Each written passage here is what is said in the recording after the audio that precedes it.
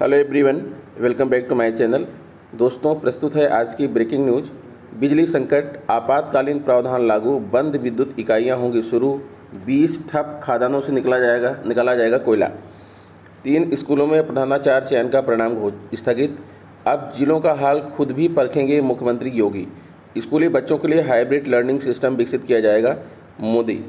Mid day meal पर महंगाई की मार, 1000 के पार पहुंची रसोई गैस, जाने यूपी में कितने का मिलेगा सिलेंडर।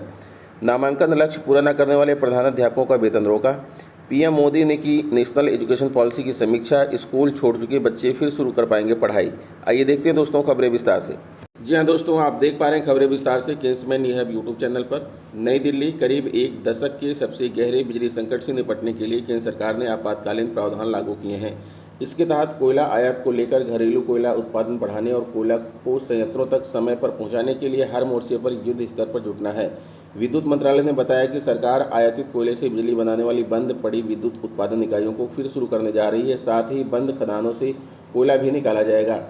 बिजली की मांग 4 दशक के उच्चतम स्तर पर है। वहीं आयातित कोयले पर आधारित 43% से ज़्यादा विद्युत उत्पादन इकाइयां बंद पड़ी हैं, जिनसे करीब 17.6 गीगावाट बिजली पैदा हो सकती है। देश में कोयला आधारित कुल विद्युत उत्पादन में ये इकाइयां 8.6% का योगदान करती हैं।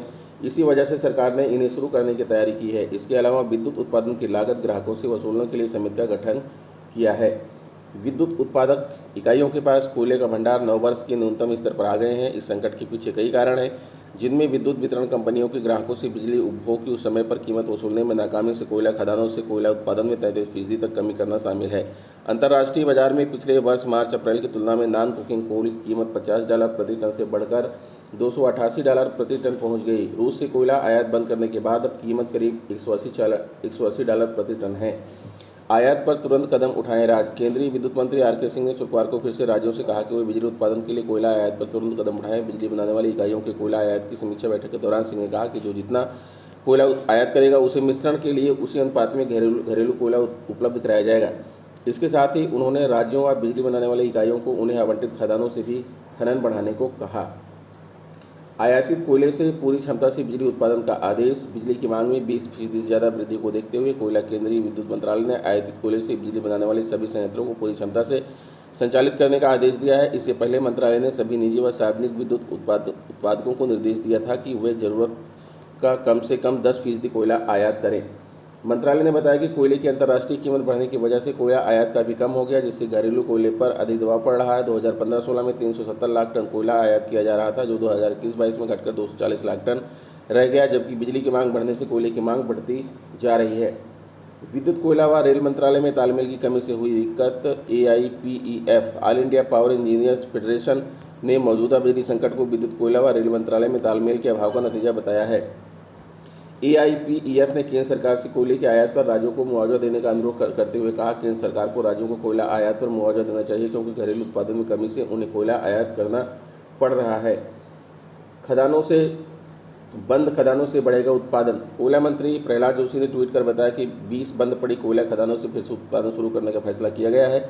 इन खदानों में अब भी करीब 38 लाख टन कोयला मौजूद है। वहीं मंत्रालय के सचिव A.K. जैन ने बताया कि आगामी 2-3 वर्ष में कोयला उत्पादन 750 से लेकर 1000 लाख टन तक बढ़ाने की कोशिश की जाएगी। इसके लिए 100 से ज़्यादा बंद पड़ी कोयला खदानों में फिर से खनन शुरू किया जाएगा। उत्पादन से ज़्यादा खपत। भारत दुनिया का सबसे बड़ा कोयला उत्पादक, आयातक और उपभोक्ता है। देश में 2021-22 के दौरान करीब 7,772 लाख टन कोयला उत्पादन किया गया, जबकि 10,000 लाख टन कोयला इस्तेमाल किया गया। कोल इंडिया, जो कि दुनिया की सबसे बड़ी कोयला उत्पादक कंपनी है, भारत का 80% कोयला उत्पादन करती है। 3 स्कूलों में प्रधानाचार्य चयन का परिणाम स्थगित। उत्तर प्रदेश माध्यमिक शिक्षा सेवा चयन बोर्ड ने कानपुर मंडल के संस्था प्रधान का अंतिम चयन परिणाम संशोधित करते हुए नगर निगम की ओर से संचालित 3 स्कूलों में प्रधानाचार्य चयन का परिणाम स्थगित कर दिया। चयन बोर्ड ने यह निर्णय उच्च न्यायालय के आदेश के अनुपालन में लिया है।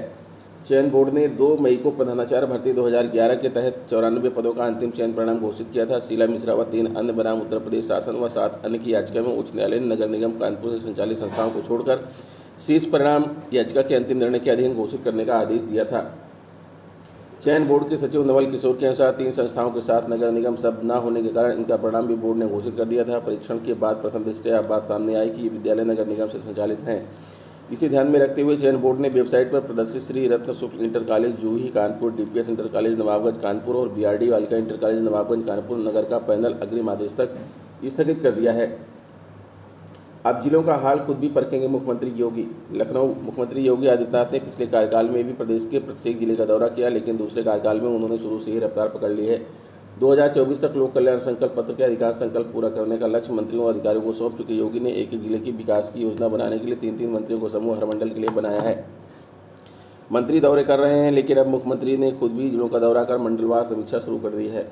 भाजपा विधानसभा चुनाव के पहले लोक कल्याण संकल्प पत्र जारी किया था। उसमें वह संकल्प थे जो अगले 5 वर्ष में पूरे किए जाने हैं, मगर सरकार बनते ही योगी ने मंत्रियों और शासन के अधिकारियों को निर्देश दिया कि अपने अपने विभागों का 100 दिन, 6 माह, 1 वर्ष और 5 वर्ष की कार्य योजना बनाकर काम करें।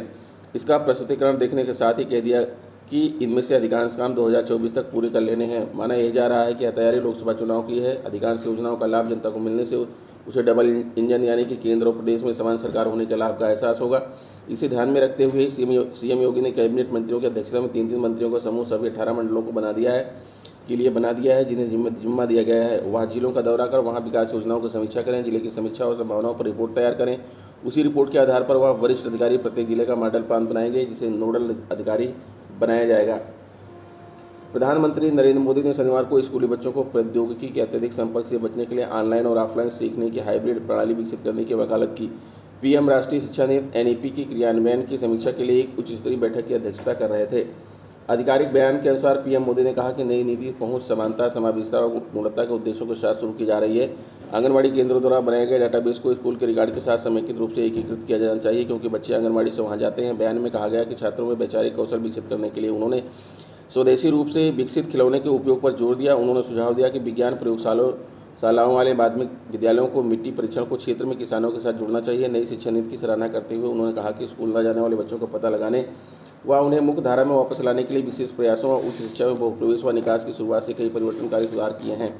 मोदी को अवगत कराया गया कि राष्ट्रीय संचालन समिति के मार्गदर्शन में राष्ट्रीय पाठ्यचर्या की रूपरेखा तैयार करने का कार्य प्रगति पर है। बयान में कहा कि स्कूली शिक्षा में बालवाटिका में शैक्षिक गुणवत्ता बढ़ाने, निपुण भारत विद्या प्रवेश परीक्षा सुधार और कला एकीकृत शिक्षा, खिलौना आधारित शिक्षा शास्त्र जैसे अभिनव किए गए हैं, जिससे बच्चों का समग्र बेहतर विकास होने के साथ वे बेहतर तरीके से सीख भी सकेंगे। मिड डे मील पर महंगाई के मार 1000 के पार पहुंची रसोई गैस। जाने यूपी में कितने का मिलेगा सिलेंडर। एलपीजी सिलेंडर के दाम में शनिवार को 50 रुपये की बढ़ोतरी कर दी गई। 1000 रुपये के पार जाने के साथ ही रसोई गैस सिलेंडर के दाम रिकॉर्ड ऊंचाई पहुंच गए हैं। सार्वजनिक क्षेत्र की ईंधन वितरक कंपनियों ने एलपीजी सिलेंडर के दाम में बढ़ोतरी की अधिसूचना जारी की। दाम में यह वृद्धि अंतर्राष्ट्रीय स्तर पर गैस कीमतों में जारी तेजी के बीच की गई। मई में दोबारा रेट डिवीजन के बाद राजधानी लखनऊ में 14.2 किलोग्राम का घरेलू गैस सिलेंडर 1037 रुपये 50 पैसे का हो गया है। अभी तक यह सिलेंडर 987.50 रुपये का पड़ रहा था। इस बार तेल कंपनियों ने घरेलू सिलेंडर के दाम में 50 रुपये का इजाफा किया है। 5 किलो वाला छोटू सिलेंडर 18 रुपये की बढ़ोतरी के साथ 380 रुपये 50 पैसे का हो गया है। कमर्शियल सिलेंडर 19 किलो पर इस बार 9.50 रुपये की मामूली कमी आई है। परिवर्तित दरें शनिवार सुबह 6 बजे से लागू हो गई हैं। एक वर्ष में 190 रुपये बढ़े दाम। बीते एक वर्ष की बात की जाए तो घरेलू गैस सिलेंडर पर 190 रुपये का इजाफा हुआ। वहीं इस दौरान अब दामों में 6 बार बढ़ोतरी हुई है। मई 2021 में घरेलू सिलेंडर 847 रुपये का था। इधर 2 माह के अंतराल के बाद दामों में इजाफा हुआ है। मार्च में घरेलू सिलेंडर पर 50 रुपये बढ़े थे। इससे पहले अक्टूबर 2021 में 15 रुपये बढ़े थे। सिलेंडर की नई दरें। घरेलू सिलेंडर 14.2 किलोग्राम 1037, 50 छोटू सिलेंडर 5 किलो 380 रुपये 50 पैसे, कमर्शियल 19 किलो 2448 रुपये 50 पैसे। रसोई गैस का बिगड़ा बजट। पहले से महंगाई की मार झेल रहे लोगों के लिए घरेलू रसोई गैस सिलेंडर के दामों में हुए इजाफे ने परेशानी बढ़ा दी है। उत्तर धौना स्थित साईं रेजिडेंसी निवासी मंजू सिंह बताती हैं, खाने पीने के सामान से लेकर रसोई गैस की महंगाई के कारण खाने पीने में कई तरह की कटौती करनी पड़ रही है। जहां 2 से 3 सब्जी बनाती थी, अब दाल और 1 सब्जी बनाते हैं। सरकार को महंगाई पर लगाम लगानी चाहिए। नामांकन लक्ष्य पूरा न करने वाले प्रधानाध्यापकों का वेतन रोका। प्रयागराज स्कूल चलो अभियान के तहत नामांकन का लक्ष्य पूरा नहीं करने वाले स्कूलों के प्रधानाध्यापकों का वेतन रोक दिया है। नए प्रवेश का विवरण प्रेरणा पोर्टल पर अपलोड किए जाने का निर्देश दिया गया है। साथ ही लक्ष्य न प्राप्त होने का स्पष्टीकरण भी मांगा है। मेजा में कुल 36 विद्यालय ऐसे चिन्हित हैं जहां पिछले सत्र की तुलना में नामांकन न के बराबर बढ़ा। सभी स्कूलों के प्रधानाध्यापक व इंचार्ज प्रधानाध्यापकों को वेतन रोक दिया गया है। इसी क्रम में चाका विकासखंड में 8 व शंकरगढ़ में 30 स्कूल चिन्हित हुए हैं। यहाँ भी प्रधानाध्यापकों का वेतन रोका गया है। कौंडियार विकासखंड में 54, कच्छना में 40, सैदाबाद विकासखंड में 12 स्कूलों में पंजीयन को लेकर कोई प्रगति नहीं हुई है। यहाँ के सभी विद्यालयों में प्रत्येक शिक्षक, प्रधानाध्यापक व अन्य स्टाफ का वेतन रोकने का आदेश दिया गया है। पीएम मोदी ने की नेशनल एजुकेशन पॉलिसी की समीक्षा। स्कूल छोड़ चुके बच्चे फिर शुरू कर सकेंगे पढ़ाई। प्रधानमंत्री नरेंद्र मोदी ने शनिवार को राष्ट्रीय शिक्षा नीति एनईपी के क्रियान्वयन की समीक्षा की। उन्होंने कहा कि क्षमता, गुणवत्ता, वहनीयता और जवाबदेही के उद्देश्यों को हासिल करने की दिशा में पिछले 2 सालों में कई कदम उठाए गए हैं। प्रधानमंत्री कार्यालय पीएमओ की ओर से जारी एक बयान में प्रधानमंत्री ने कहा कि स्कूल छोड़ चुके बच्चों को फिर से मुख्यधारा में शामिल करने से लेकर उच्च शिक्षा में मल्टीपल एंट्री एंड एग्जिट की व्यवस्था शुरू करने तक कई सुधारों की पहल की गई, जो देश की प्रगति में कारगर साबित होंगे। बैठक में मौजूद रहे मंत्री और अधिकारी। इस बैठक में केंद्रीय शिक्षा मंत्री धर्मेंद्र प्रधान, शिक्षा राज्य मंत्री सुभाष सरकार, अन्नपूर्णा देवी और राजकुमार रंजन सिंह, प्रधानमंत्री के मुख्य सचिव पीके मिश्रा, विश्वविद्यालय अनुदान आयोग के अध्यक्ष, अखिल भारतीय तकनीकी शिक्षा परिषद SICTE के अध्यक्ष और राष्ट्रीय शैक्षिक अनुसंधान और प्रशिक्षण परिषद NCERT के निदेशक सहित शिक्षा मंत्रालय के कई वरिष्ठ अधिकारी मौजूद थे।